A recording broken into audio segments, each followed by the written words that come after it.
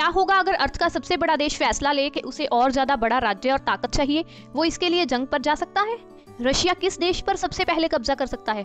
हमले का प्लान क्या हो सकता है? और रशिया के पास सबसे खतरनाक हथियार कौन सा है? तो चलिए जानते हैं क्या हो अगर रशिया एक जंग की शुरुआत कर दे। रशिया पहले ही प्लेनेट की बसी हुई जमीन के 1/8वें हिस्से में फैला हुआ है और अब इसकी नजरें अपने यूरोपियन पड़ोसी यूक्रेन पर हैं। इतिहास को देखा जाए तो यूक्रेन और रशिया पहले भी एक दूसरे के साथ विवादों में रह चुके हैं। हाल ही में रशिया ने यूक्रेनी पेनिनसुला यानी प्रायद्वीप क्रीमिया पर कब्जा कर लिया और फिर पूर्वी यूक्रेन के एक अलगाववादी बागी ग्रुप को अपना समर्थन दिया। अब रशिया नहीं चाहता यूक्रेन नेटो से नजदीकी बढ़ाए, वो नेटो को पूर्वी यूरोप से बाहर करना चाहता है बस।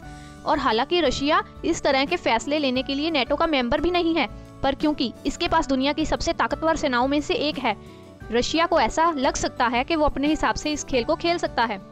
ठीक है, थोड़ा पीछे चलते हैं। सबसे पहले आप ये सोच रहे होंगे कि नेटो क्या है। ये नॉर्थ अटलांटिक ट्रीटी ऑर्गेनाइजेशन है और इस वक्त इसमें 30 सदस्य हैं। अमेरिका, कनाडा, नीदरलैंड्स और ब्रिटेन भी इसके मेंबर हैं। नेटो का लक्ष्य है शांति बनाए रखना और ये देखना कि इस समझौते को किसी भी मेंबर पर कोई इंटरनेशनल सेना बल कब्जा ना करे।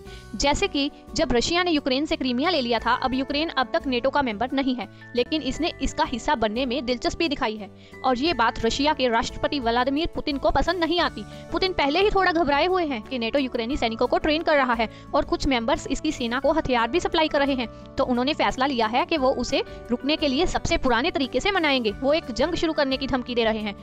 42 अरब डॉलर के सेना बजट के साथ रशिया अपनी सेना पर ढेर सारा प्यार और पैसा लुटाता है। रशिया की सेना में 35 लाख सैनिक हैं और इसमें टैंक्स भी हैं 13,000 टैंक्स। दुनिया के दूसरे किसी भी देश के पास इतने टैंक्स नहीं हैं। रशिया के पास 23,000 बख्तरबंद गाड़ियां हैं और 4,465 तोपों के साथ ये दुनिया में पहले नंबर पर आता है। फिर फिक्र करने के लिए रशिया के पास न्यूक्लियर हथियार भी हैं, पूरे 6,257 बॉम्ब। इन्हें विमानों, सबमरीन्स या मिसाइल्स कहीं से भी लॉन्च किया जा सकता है। लेकिन अगर रशिया ने हमले का फैसला लिया तो चांसेस है कि इसकी शुरुआत जमीन पर नहीं होगी, पहला हमला शायद हवा से होगा। इससे इलेक्ट्रिसिटी स्टेशंस और पुल बर्बाद हो सकते हैं, रेल लाइंस बिगड़ सकती हैं और जिस पर हमला हुआ है उस देश की अर्थव्यवस्था भी लड़खड़ा सकती है। इसके साथ रशिया के नेवी दस्ते को हराना लगभग नामुमकिन है।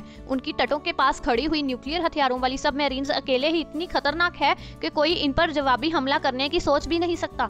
मतलब ये देखते हुए कि ये किस देश पर निशाना साध रहे हैं, अगर रशिया यूक्रेन पर हमला कर देता है तो चांसेस है कि नेटो उन पर कुछ बड़े आर्थिक सैंक्शंस यानी प्रतिबंध लगाकर इसका जवाब देगा। लेकिन रशिया के अपने साथी हैं, ये कलेक्टिव सिक्योरिटी ट्रीटी ऑर्गेनाइजेशन यानी CSTO का मेंबर है। ये नेटो जैसे गठबंधन में पूर्व सोवियत स्टेट्स के 6 देशों का एक ग्रुप है। क्यूबा भी इनके साथ है और अगर चीजें बिगड़ने लगती हैं तो अमेरिकी जमीन पर नुकसान करने के लिए क्यूबा रशियन सैनिकों का एक अहम हब बन सकता है। ये बहुत डरावना है कि 1 लाख रशियन सैनिक आपके दरवाजे पर खड़े हों। लेकिन ये जंग पूरे देश का सफाया करने के लिए नहीं होगी। हो सकता है कि रशिया का इससे कुछ बड़ा फायदा हो रहा हो। ये लड़ाई नेचुरल रिसोर्सेज या पॉलिटिकल मजबूती के लिए हो सकती है। जो भी है, उनका प्लान रास्ते में आने वाले हर कांटे को हटा देने का नहीं होगा, बल्कि बस इतना नुकसान करने का होगा कि लोगों को इनका मैसेज साफ समझ में आ जाए। यूक्रेन के केस में ये यूक्रेनी अर्थव्यवस्था को बर्बाद कर देने का प्लान हो सकता है, लेकिन ये जमीन पर कम से कम बलों के साथ किया जा सकता है। जंग भी आज उस तरह से नहीं लड़ी जाती जैसे आज से 10 साल पहले तक लड़ी जाती थी। ये बहुत दबी छुपी हो सकती है। हैक अटैक के बारे में जानता है कोई?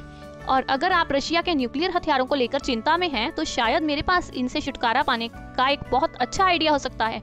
अगर हम ज्वालामुखी पर परमाणु बम गिरा दें तो बस साइंस के लिए ऐसा करके देखते हैं क्या होता है। जानने के लिए देखते रहिए स्टडी टाइम।